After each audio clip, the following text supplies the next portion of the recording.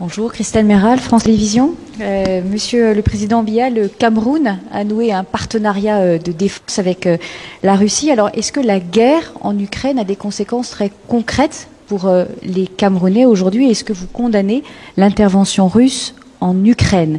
Et puis une question au président Macron, l'offensive russe en Afrique est-elle une menace et comptez-vous y faire face? Et puis un volet économique, si vous voulez bien. Sur le plan économique, monsieur le président Biya, les entreprises françaises représentaient 40% de l'économie du Cameroun, voilà une trentaine d'années. Aujourd'hui, seulement 10%. Êtes-vous favorable à ce que la France retrouve une plus large part? Et monsieur le président Macron, comment comptez-vous réveiller les relations économiques entre les deux pays? Merci. Madame, malheureusement, je n'ai pas bien saisi la question.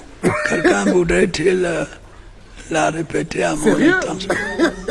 En parlant proche du micro. Le Cameroun a donc a signé un partenariat de défense avec la Russie.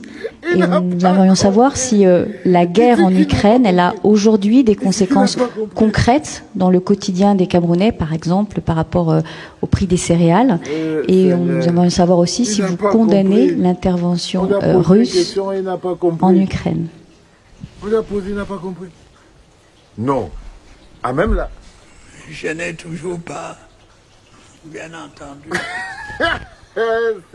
Est-ce que la guerre en Ukraine a des conséquences concrètes aujourd'hui dans le quotidien des Camerounais par rapport à la flambée? Ils n'ont tout. Seigneur Dieu.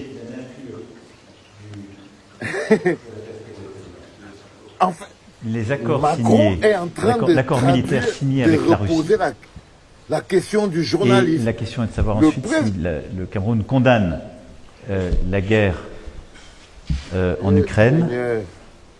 Et votre deuxième question, c'était quoi? C'était sur la flambée, les conséquences, oui, sur les entreprises. Qu'est-ce qu'on peut y faire? Regarde, les deux bonhommes, ils rigolent derrière. Ils se foutent de la gueule de tout un pays. Regardez-les, ils se foutent de la gueule de tout un pays. Tout un continent, tout un peuple humilié. Là, c'est le président Macron qui est en train de répéter la question pour quelqu'un, pour Pomba, et c'est Pomba qui le reçoit. Tu reçois quelqu'un, c'est lui qui te traduit les questions des journalistes qui sont venus